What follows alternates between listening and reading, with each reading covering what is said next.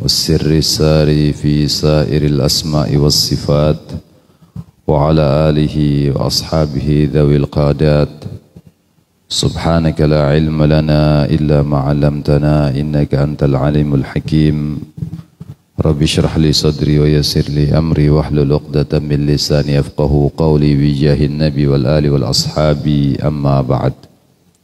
Hadirin jamaah salat subuh Masjid Al-Kafah yang dimuliakan oleh Allah Subhanahu wa taala. Alhamdulillah, kita bersyukur kepada kehadirat Allah Subhanahu wa taala karena Allah masih memberikan kesempatan kepada kita, dan alhamdulillah pada hari ini kita diberikan kesempatan hidup oleh Allah di tanggal 9 daripada bulan Muharram, atau kita sebut dengan hari Tasu'a, yang mana hari ini dan juga esok hari di hari Ashura disunnahkan kita berpuasa entah di tanggal 9 dan 10 ataupun di tanggal 10 dan 11 daripada bulan Muharram. Tapi kebanyakan baginda Nabi SAW beliau berpuasa di tanggal 9 dan 10 daripada bulan Muharram. Dan insyaAllah hari ini kita berada di tanggal 9 bulan Muharram, dan esok hari insyaAllah di tanggal 10 daripada Muharram atau hari Ashura. Dan juga di hari Ashura ada beberapa hal yang dianjurkan oleh para ulama tatkala datang hari Ashura, yaitu diantaranya adalah zur aliman, kita bersilaturahim, berziarah kepada orang-orang yang alim. Ini termasuk anjuran daripada ulama.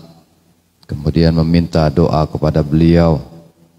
Kemudian diantaranya juga tausiatul iyal, memberi keluasan kepada keluarga. Biasanya mungkin bapak-bapak masih belanja sama istri 100.000 satu hari.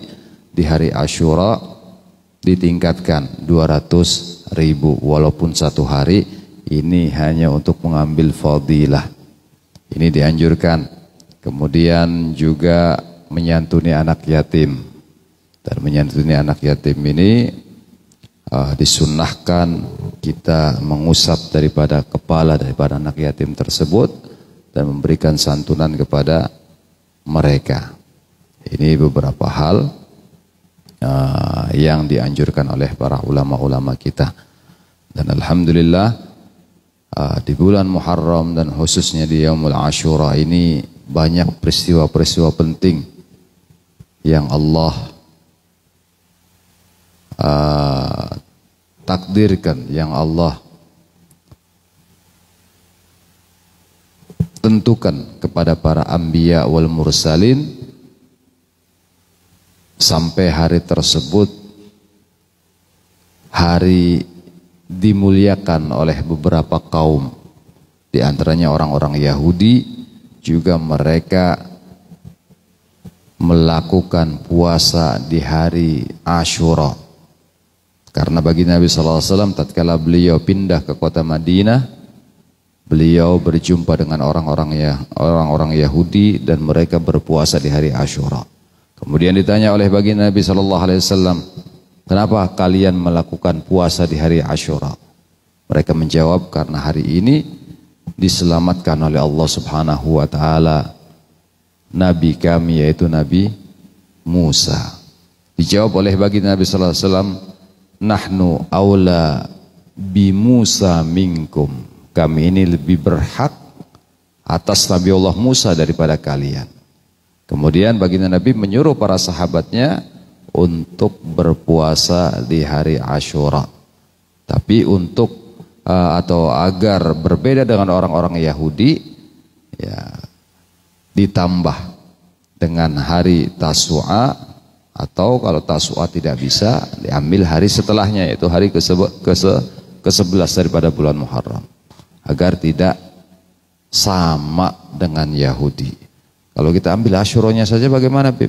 Ya, Asyura dengan 11-nya diambil. Kalau Asyuranya saja, berarti kita ada unsur tasyabbuh kepada orang-orang Yahudi. Ya, kata baginda Nabi SAW, khaliful Yahud, berbedalah kalian dengan orang-orang Yahudi di dalam segala hal. Dulu, ya zaman baginda Nabi SAW, orang Yahudi itu kalau bersisir ke belakang. Baginda Nabi SAW dalam rangka berbeda dengan orang Yahudi, ya beliau bersisir rambutnya di belah tengah. Ini dalam rangka berbeda dengan orang-orang Yahudi. Kemudian orang-orang Yahudi, mereka itu memanjangkan jambang, kemudian kumis, jenggot mereka cukur. Ini orang-orang Yahudi.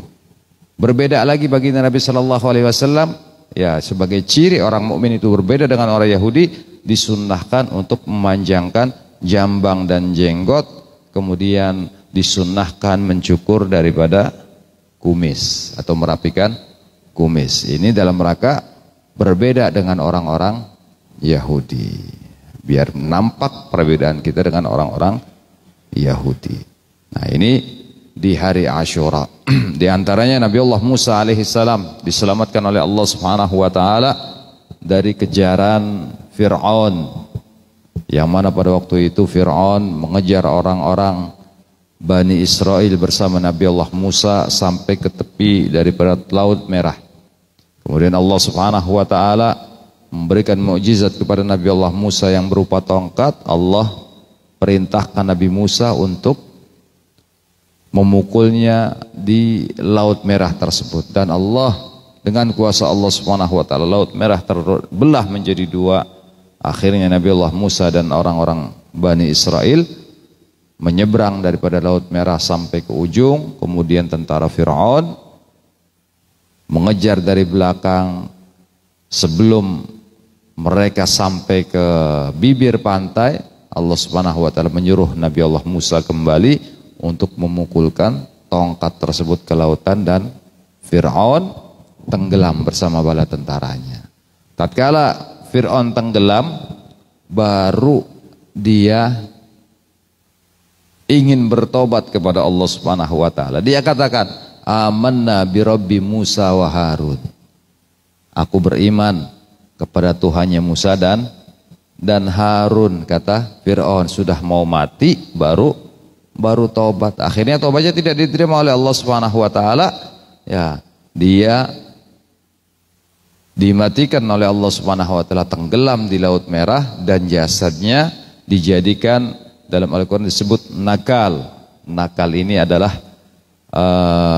Allahumma shalli ala Muhammad, bukti daripada kebesaran Allah, bukti menandakan Fir'aun ini adalah orang yang mu'rid anillah, orang yang menentang Allah Subhanahu wa taala.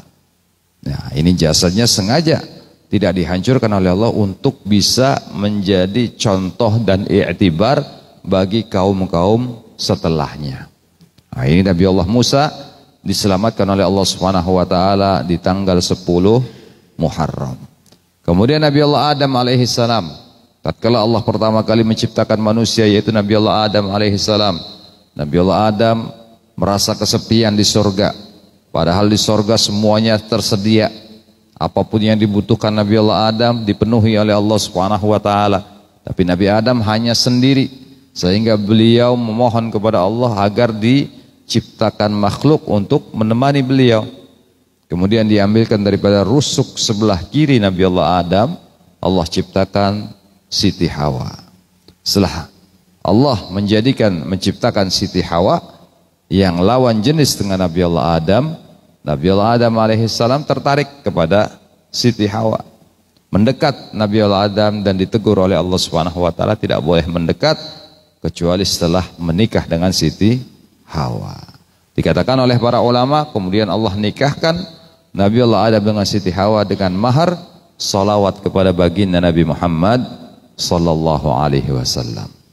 Setelah hidup berdua di surganya Allah, Nabi Allah Adam alaihissalam bersama Siti Hawa tergoda oleh rayuan iblis yang pertama kali adalah Siti Hawa untuk memakan buah khuldi. Kemudian Nabi Allah Adam dirayu oleh Siti Hawa, akhirnya ikut makan buah khuldi tersebut. Kemudian akhirnya Allah Subhanahu wa taala wa ghadiba yakhsifani min waraqil jannah dalam Al-Qur'an. Kemudian Allah Subhanahu wa taala marah kepada Nabi Allah Adam dan Siti Hawa. Kemudian yang mereka kenakan daripada pakaian-pakaian yang Allah berikan di surga semuanya sirna. Kemudian tinggal dedaunan yang menutup daripada aurat mereka, dan mereka diturunkan ke muka bumi. Diturunkan di muka bumi, dipisah oleh Allah Subhanahu wa taala. Nabi Allah Adam diturunkan oleh Allah di daerah dikatakan oleh para ulama Sri Lanka, dan Siti Hawa Allah turunkan di daerah Jeddah. Ribuan kilometer, tidak ada manusia yang lain kecuali mereka berdua, Nabi Allah Adam dan Siti Hawa.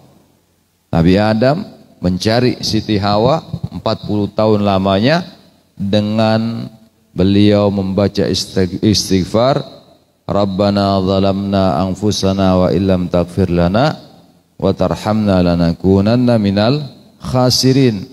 40 tahun Nabi Allah Adam membaca istighfar tersebut. Dan setelah 40 tahun baru Nabi Allah Adam alaihissalam teringat kepada baginda Nabi Muhammad sallallahu alaihi wasallam. Kata Nabi Allah Adam alaihissalam, ya Rabb, bihaqqi Muhammadin illa ghafartali. Ya Allah, dengan kebenaran Muhammad maka ampuni dosa-dosaku ya Allah. Kemudian dijawab oleh Allah Subhanahu wa taala melalui malaikat Jibril yang turun kepada Nabi Allah Adam. Kata malaikat Jibril menyampaikan pesan Allah, min aina arafta Muhammadan ya Adam. Dari mana engkau tahu Muhammad wahai Adam? Walam akhluqhu, kata Allah, padahal aku belum menciptakan Muhammad. Kemudian dijawab oleh Nabi Allah Adam, lamma khalaqtani rafa'tu ra'si ila arsyik. Tatkala engkau sempurna menciptakan aku ya Allah, aku mengangkat kepalaku memandang ke arsy-Mu ya Allah. Wa wajadtu fi imadi arsyik, dan aku mau mendapatkan di tiang-tiang arsy-Mu ya Allah, maktubun la ilaha illallah Muhammadur Rasulullah. Tertulis kalimat la ilaha illallah Muhammadur Rasulullah. Wa araftu anna Muhammadan afdalu khalqi. Dan aku tahu di situ ya Allah bahwasanya Muhammad itu adalah paling afdal, paling mulianya makhlukmu ya Allah. Makanya dalam kitab Ad-Dibai dikatakan wa qarana asmuhu ma asmihi tanbihan ala uluwi maqamih. Allah Subhanahu wa taala mensejajarkan nama baginda Nabi Muhammad dengan namanya Allah, itu menandakan ketinggian derajat baginda Nabi Muhammad sallallahu alaihi wasallam di mata Allah Subhanahu wa taala. Ya, beda dengan makhluk lainnya. Baginda Nabi Muhammad adalah kekasih Allah Subhanahu wa taala. Nah, di tanggal 10 daripada bulan Muharram, Nabi Allah Adam diterima taubatnya oleh Allah Subhanahu wa taala dan dipertemukan dengan Siti Hawa, yaitu di padang Arafah, tepatnya di Jabal Rahmah. Yang alhamdulillah Jabal Rahmah ini sampai sekarang ya diziarahi oleh saudara-saudara kita yang melakukan ibadah haji. Bahkan ya ada kisah atau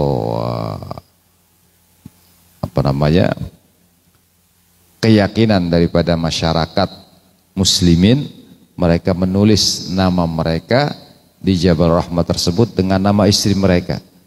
Ya, dengan harapan tafaul, dengan harapan bahwa jodohnya akan langgeng sampai di surganya Allah Subhanahu wa taala. Ini harapan daripada kaum muslimin. Tafaul. Tafaul ini suatu yang dianjurkan di dalam agama. Ya, beda dengan tatoyur yang dilakukan oleh orang-orang jahiliyah. Kalau tatoyur ini orang-orang jahiliyah melakukan kalau mereka ingin berdagang, ini berdagangnya kira-kira ke arah Syam atau ke arah Yaman. Mereka lihat di depan Ka'bah itu ada burung dara. Dari dulu burung dara sering ya sudah banyak di sekeliling Ka'bah sampai sekarang. Itu burung dara dilempar batu sama orang jahiliyah. Kalau ke kanan, oh berarti perjalanan mereka baik. Tapi kalau burung dara itu terbangnya ke kiri berarti tidak baik. Ini namanya tatayyur. Kalau yang dilakukan orang mukmin, orang umat baginda Nabi sallallahu alaihi wasallam bukan tatayyur tapi tafaul.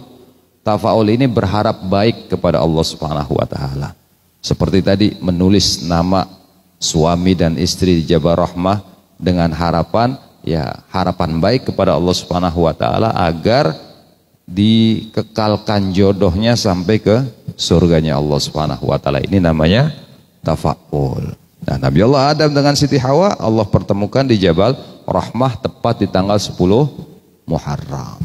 Kemudian juga kejadian yang lain yaitu Nabi Allah Yunus alaihi salam dimuntahkan daripada perut ikan paus itu tepat di tanggal 10 Muharram.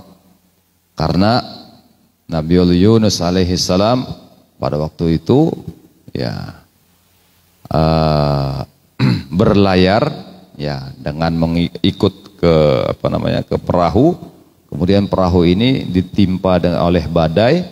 Kemudian harus ada salah seorang dari mereka yang mengorbankan diri terjun ke laut. Ternyata Nabi Allah Yunus setelah diundi Nabi Allah Yunus alaihissalam yang keluar terus namanya, terpaksa Nabi Allah Yunus dilempar oleh penumpang lainnya ke laut, kemudian ditelan oleh ikan paus. Bertahun-tahun hidup di perut daripada ikan paus sambil beliau mengatakan Rabbana doa beliau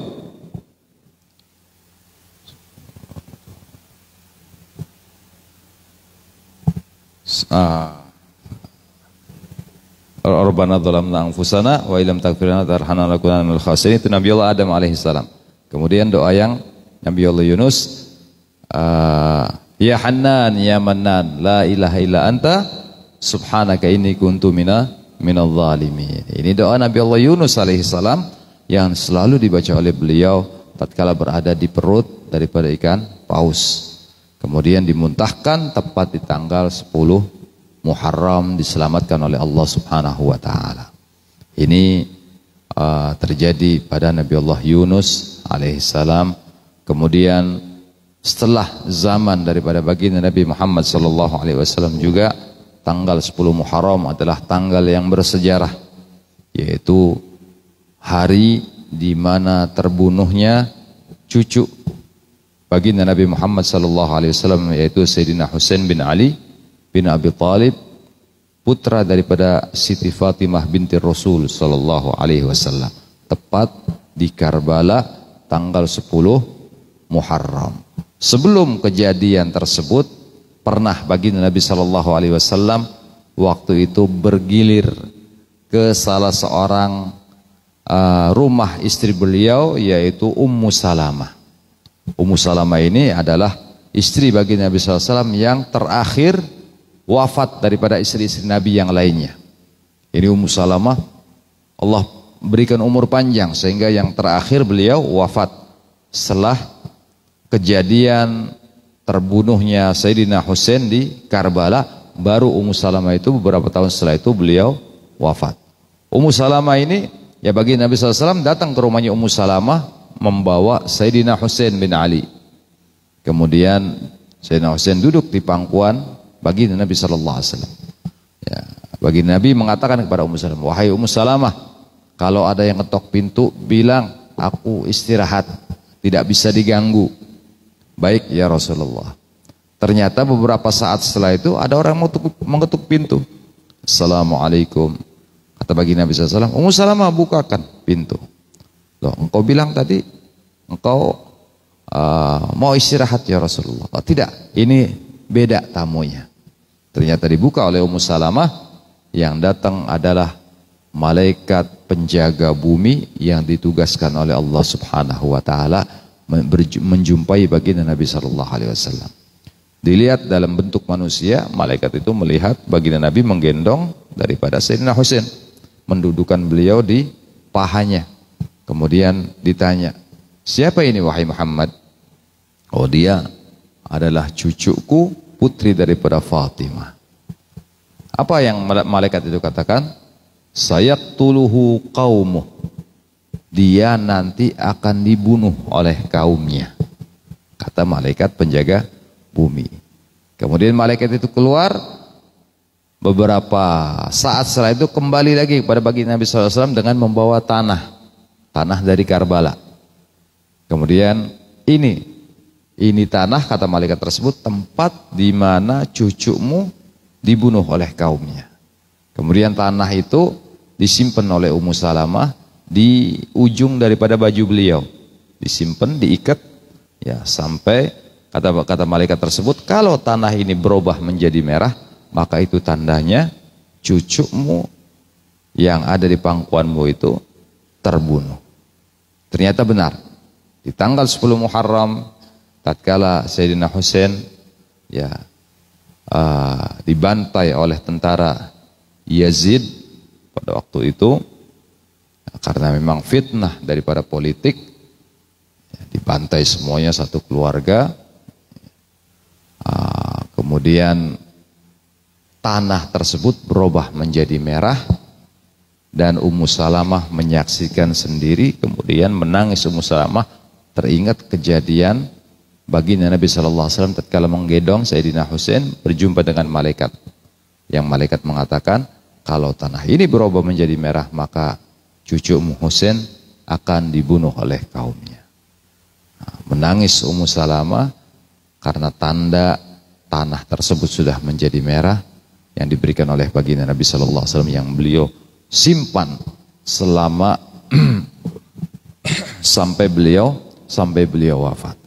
Nah, ini terjadi di tanggal 10 Muharram juga. Alhamdulillah, tanggal 10 Muharram ini adalah satu hari yang dimuliakan oleh Allah Subhanahu wa Ta'ala, karena banyak peristiwa-peristiwa yang sangat luar biasa ya, yang terjadi kepada para anbiya wal mursalin dan juga para salihin, orang-orang yang saleh. Hadirin yang dimuliakan oleh Allah Subhanahu wa Ta'ala, insyaallah di pagi hari ini kita lanjutkan ya pembahasan kita, yaitu kitab Sirah Nabawiyah, Tarikhul Hawadits wal Ahwal An-Nabawiyah, karangan Sayyid Muhammad bin Ali Al-Maliki, sampai kepada ucapan beliau, qala al-mu'allif rahimahullah wa nafa'ana bihi wa bi'ulumi fid dharain amin, ila an qala, masih tentang mukjizatnya baginda Nabi sallallahu alaihi wasallam. Nubdhah min mu'jizatihi. Wa masaha sallallahu alaihi wasallam ala dhahri anakin lam yanzu 'alaiha al-fahlu fadarrat. Baginda Nabi sallallahu alaihi wasallam, di antara mukjizat yang Allah berikan kepada beliau, beliau pernah mengusap punggungnya seekor kambing betina yang tidak pernah yang belum dikawini oleh pejantannya. Biasanya kalau kambing, kalau dia belum dikawini oleh pejantannya, dia nggak bakal hamil dan nggak bakal keluar air susunya. Tapi kalau kambing itu hamil, ya kemudian Allahumma shalli ala Muhammad, setelah dikawini oleh pejantannya dia itu hamil, kemudian susunya akan mengembang dan akan keluar susu. Nah, ini tidak kambing perempuan, kambing betina ini tidak pernah atau belum dikawinin oleh kambing pejantan. Tapi setelah dipegang punggungnya oleh baginda Nabi sallallahu alaihi wasallam, langsung keluar air susu. Nah, ini diantara mukjizat yang Allah berikan kepada baginda Nabi sallallahu alaihi wasallam. Wasyata ummi Ma'bad, dan itu juga terjadi kepada kambingnya Ummu Ma'bad. Ummu Ma'bad ini adalah seorang perempuan yang tinggal di pinggiran kota Madinah. Sebelum masuk kota Madinah, itu ada satu kampung tempat di mana Ummu Ma'bad tinggal. Ya, tatkala baginda Nabi sallallahu alaihi wasallam diperintah oleh Allah Subhanahu wa taala berhijrah dari kota Mekah ke kota Madinah. Malam itu orang-orang kafir Quraisy berkumpul, pemuda-pemuda mereka berkumpul dari beberapa kabilah, berkumpul mengepung rumah baginda Nabi sallallahu alaihi wasallam untuk membunuh beliau. Beliau mendapatkan wahyu dari Allah untuk keluar ke kota Madinah bersama Abu Bakar Siddiq. Kemudian Sayyidina Ali diperintah oleh baginda Nabi sallallahu alaihi wasallam tidur di tempatnya baginda Nabi dan menggunakan selimutnya baginda Nabi sallallahu alaihi wasallam. Baginda Nabi keluar dengan membawa segenggam daripada tanah, kemudian dilemparkan oleh baginda Nabi dengan membaca ya, syahatil wujuh, syahatil wujuh, syahatil wujuh, atau dengan ada riwayat lain mengatakan waja'alna min baini aydihim saddan wa min khalfihim saddan fa'aghshaynahum fahum la yubsirun. Ditiupkan oleh baginda Nabi sallallahu alaihi wasallam, ternyata orang yang mengepung rumah baginda Nabi sallallahu alaihi wasallam tertidur semuanya. Ya, tertidur. Baginda Nabi sallallahu alaihi wasallam keluar daripada rumah beliau menuju rumahnya Abu Bakar, menjemput beliau Abu Bakar Siddiq untuk sama-sama berhijrah ke kota Madinah. Singkat cerita, sampai ke Gua Thur. Di Gua Thur, baginda Nabi SAW selamat daripada kejaran orang-orang kafir Quraisy, kemudian melanjutkan perjalanan sampai di pinggiran kota Madinah. Sebelum masuk kota Madinah, beliau bersama Abu Bakar merasa kehausan. Kemudian ada satu pondok, ada satu rumah, mampir ke rumah tersebut, meminta air. Ternyata tidak diketemukan air di rumah daripada Ummu Ma'bad tersebut. Kata Ummu Ma'bad, kalau kamu mau minum, tuh ambil sendiri, merah sendiri dari kambing-kambing saya. Kambingnya kurus-kurus, boro-boro keluar air. Ternyata dipegang susu daripada kambing tersebut, langsung oleh baginda Nabi SAW langsung mengeluarkan susu yang banyak, sehingga baginda Nabi SAW minum. Abu Bakar Siddiq meminum sampai kenyang, Ummu Ma'bad pun meminumnya sampai kenyang dari satu kambing tersebut, sampai kata baginda Nabi SAW, wahai Ummu Ma'bad, kalau kamu ada tempat, cepat ditampung. Ditampung oleh Ummu Ma'bad, ya, susu yang keluar daripada kambing tadi ditampung beberapa tempat oleh Ummu Ma'bad sampai selesai semuanya. Sudah Ummu Ma'bad, kata baginda Nabi, sudah wahai Muhammad, dia bilang, sudah selesai. Akhirnya sudah, kambing itu kembali normal seperti biasa. Nah, ini diantara mukjizat yang Allah berikan kepada baginda Nabi Muhammad SAW. Kambingnya Ummu Ma'bad mengeluarkan susu. Ya, padahal kambingnya sudah kurus kering. Kemudian wa da'watuhu li Umar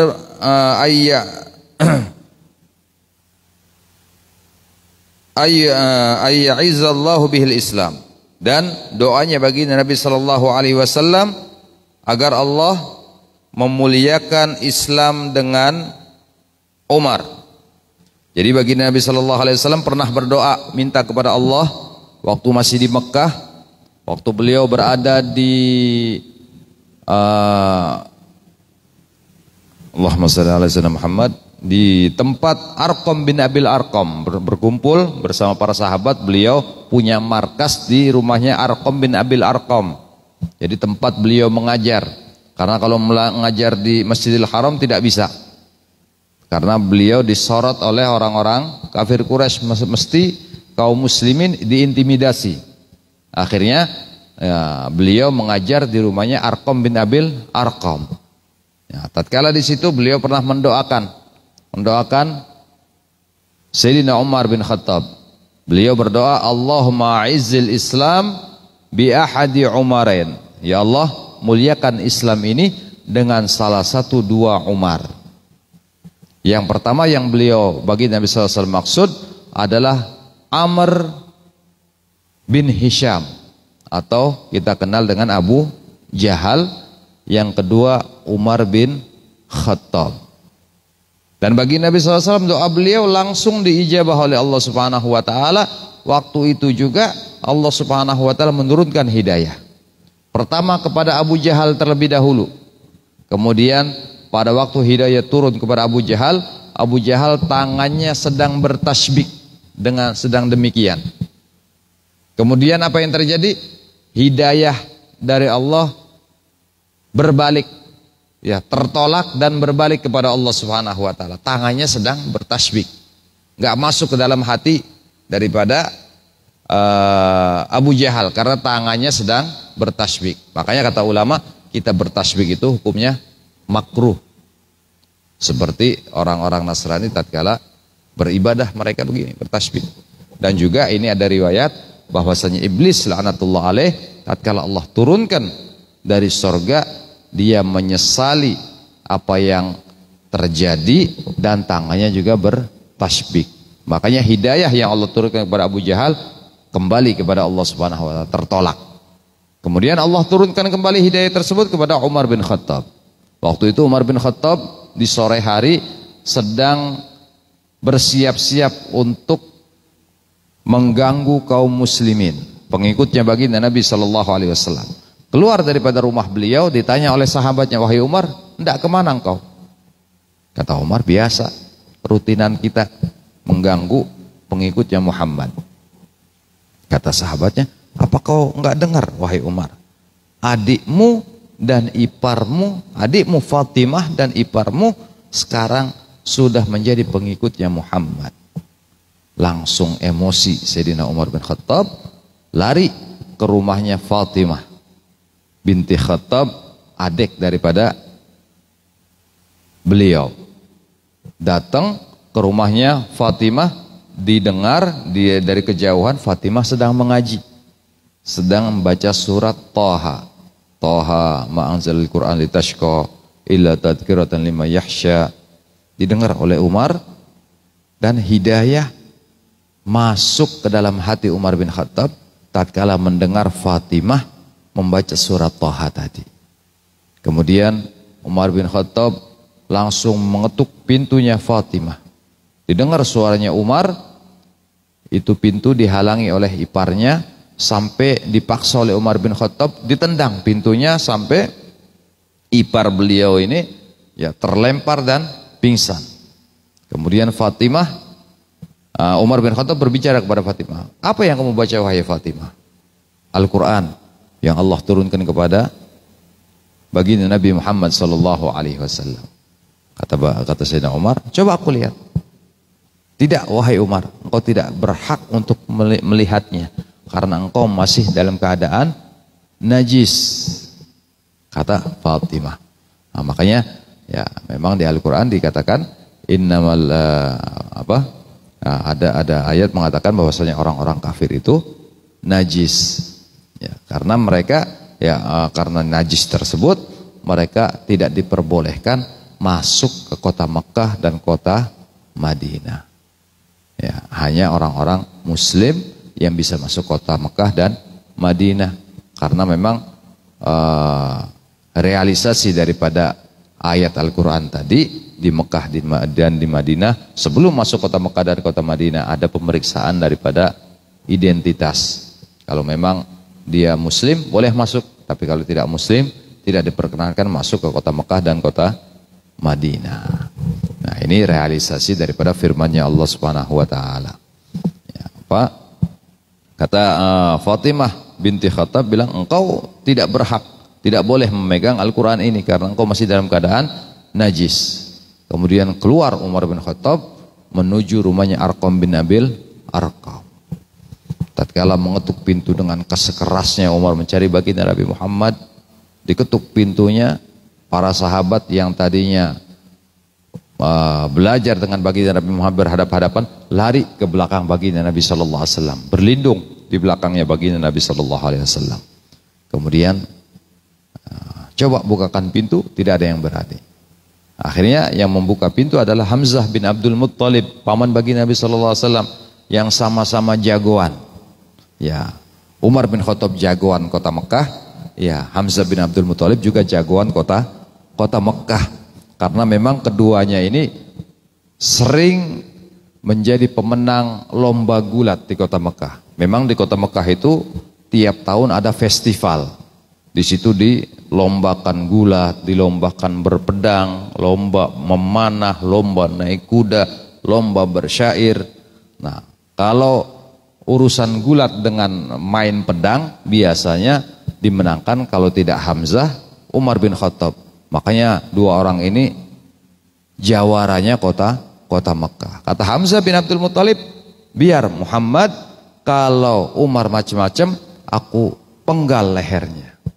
Kata baginda Nabi SAW, sabar wahai paman, jangan engkau emosi, kata baginda Nabi. Coba, barangkali ini pertanda baik dari Allah Subhanahu wa Ta'ala. Kemudian dibukakan pintu oleh Hamzah bin Abdul Muttalib, ternyata Umar bin Khattab langsung menghadap baginda Nabi SAW, dan di depan baginda Nabi SAW beliau mengucap dua kalimat syahadat. Asyhadu an la ilaha illallah wa asyhadu annaka Rasulullah. Ya, ini hidayah yang Allah berikan kepada Sayyidina Umar bin Khattab berkat doanya baginda Nabi Muhammad SAW agar Islam ini dimuliakan oleh salah satu dua Umar. Ternyata Umar bin Khattab yang Allah berikan hidayah kepada beliau, tidak Allah berikan kepada Amr bin Hisham atau Abu Jahal. Nah, ini diantara mukjizatnya baginda Nabi sallallahu alaihi wasallam. Kemudian wa da'watuhu li alin ayyudhiballahu anhu al-har wal barad wa tafala fi ainaihi wa lam wa huwa armad fa'ufiya min sa'atihi wa lam yarmad ba'da dhalik.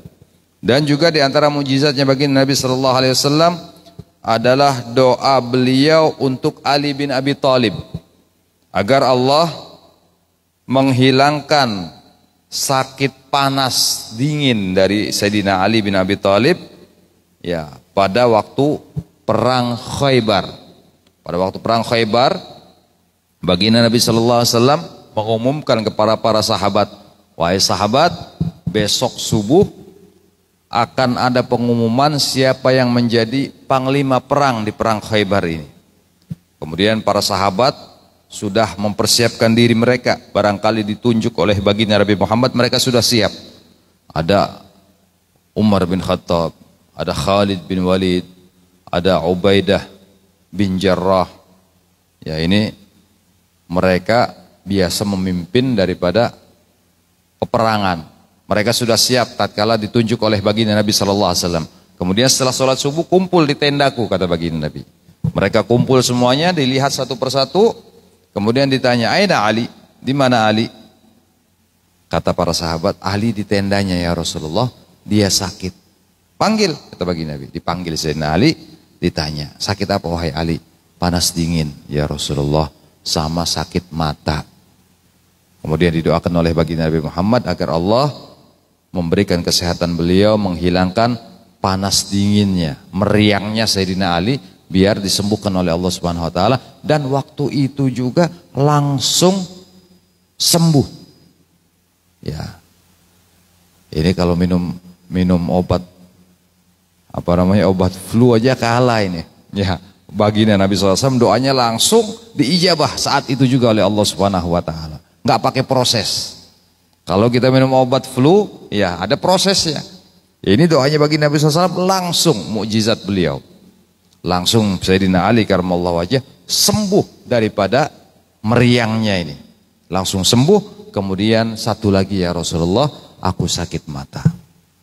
Kemudian dilihat matanya oleh baginda Nabi SAW, langsung watafala ainaihi. Kemudian diludahi oleh baginda Nabi SAW dan sembuh seketika sakit matanya Sayyidina Ali, dan mata yang diludahi oleh baginda Nabi SAW sampai akhir hayat beliau tidak pernah tersentuh sakit mata sama sekali. Ini mukjizatnya baginda Nabi SAW yang dialami oleh Sayyidina Ali bin Abi Thalib radhiyallahu taala. Jadi mata yang diludahi oleh baginda Nabi SAW enggak pernah sakit sampai akhir hayat beliau radhiyallahu taala anhu. Kemudian di antara mukjizat beliau, waradda aina Qatadah bin Nu'man ba'da an salat ala khaddihi fakanat ahsanu ainaihi. Dan bagi Nabi sallallahu alaihi wasallam di antara mukjizat beliau yaitu mengembalikan matanya Qatadah bin Nu'man.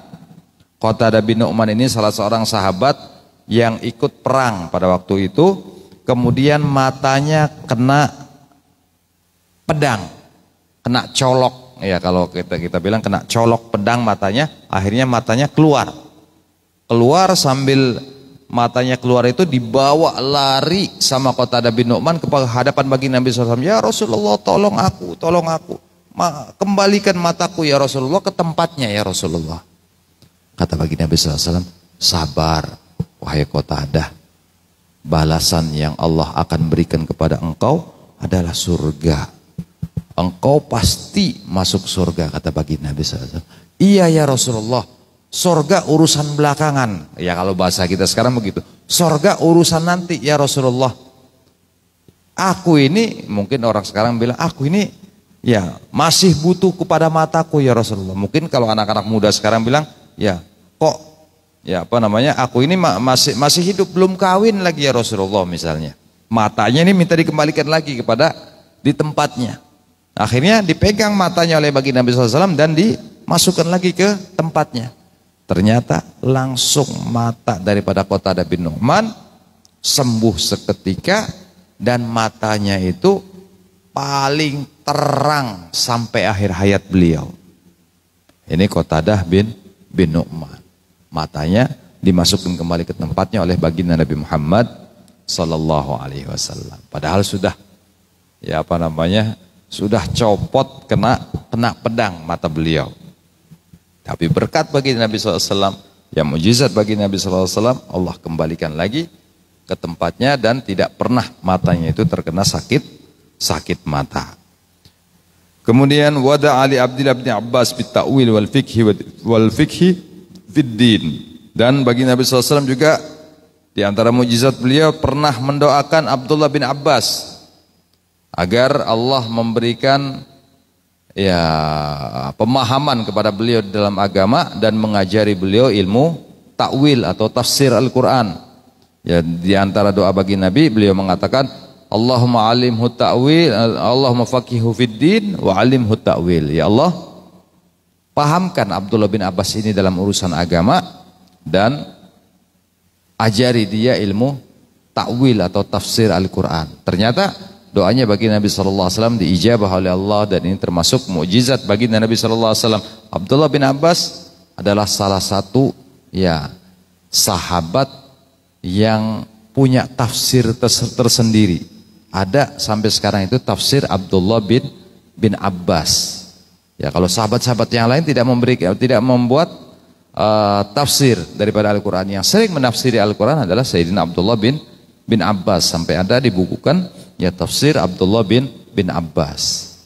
Nah, ini beliau berkat doanya bagi Nabi SAW. Dan tatkala didoakan Abdullah bin Abbas waktu itu masih umur ya belum balik, kira-kira 10 tahun.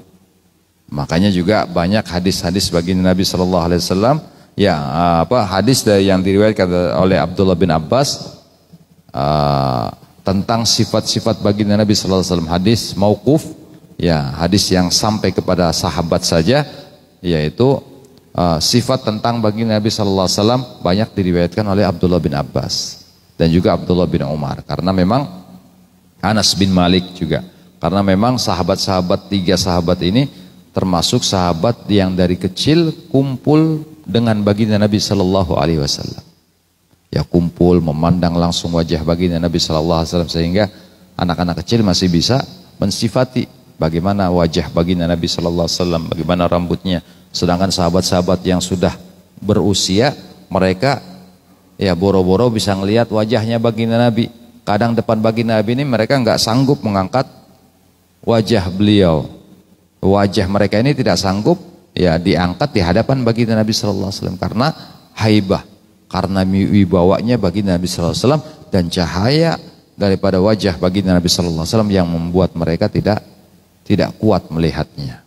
Tapi sahabat-sahabat yang kecil ya masih bisa memandang wajah baginda Nabi SAW yang belum balik pada waktu itu, dan baginda Nabi SAW juga senang bermain dengan sahabat-sahabat yang kecil pada waktu itu.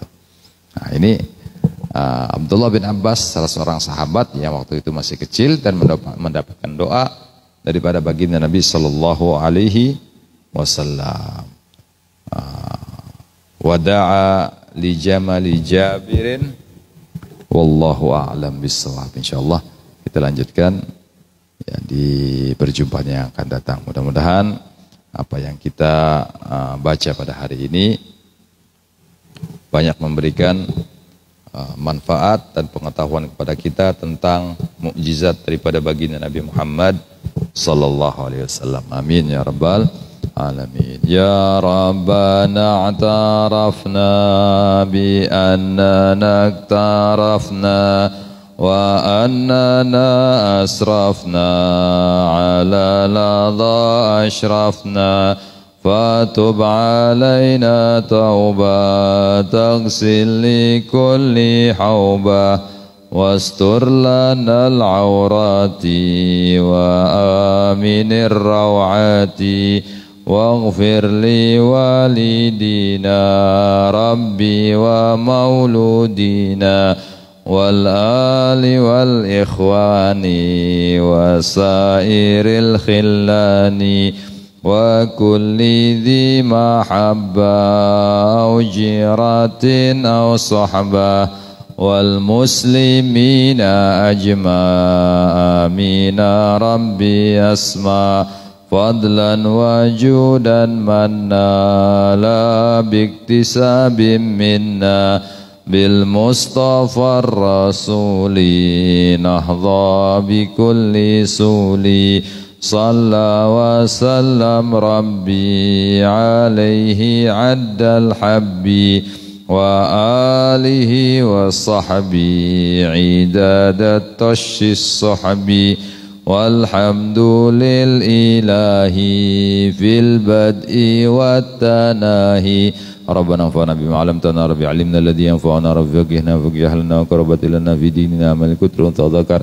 ربي وفقنا وفقكم لما ترتضي كلنا في الكرم وارزق الكل هلا دائما وخلاتك على من نهض بالخير ونكفى كل شر ربنا اصلح لنا كل شؤون واغفر برضا منك العيون واقضي عنا ربنا كل الديون قبل أن تأتينا الرسل من ربك اغفر واستر أنت من ستر وصلاة الله تكشى المصطفى من إلى الحق دعنا الوفاء بكتاب في للنشي شفاء وعلى الآل الكرام الشرفاء وعلى صحب المصاب الغرار اللهم اهدنا بهداك واجعلنا ممن يسره في رضاك ولا تولنا وليا سواك ولا تجعلنا من خلاف أمرك وعصاك وحسبنا الله ونعم الوكيل ولا حول ولا قوة إلا بالله العلي العظيم وصلى الله على سيدنا محمد وآله وصحبه وسلم الحمد لله رب العالمين. Kurang lebih mohon maaf. Wallahul muwaffiq ila aqwamit thoriq. Assalamualaikum warahmatullahi wabarakatuh.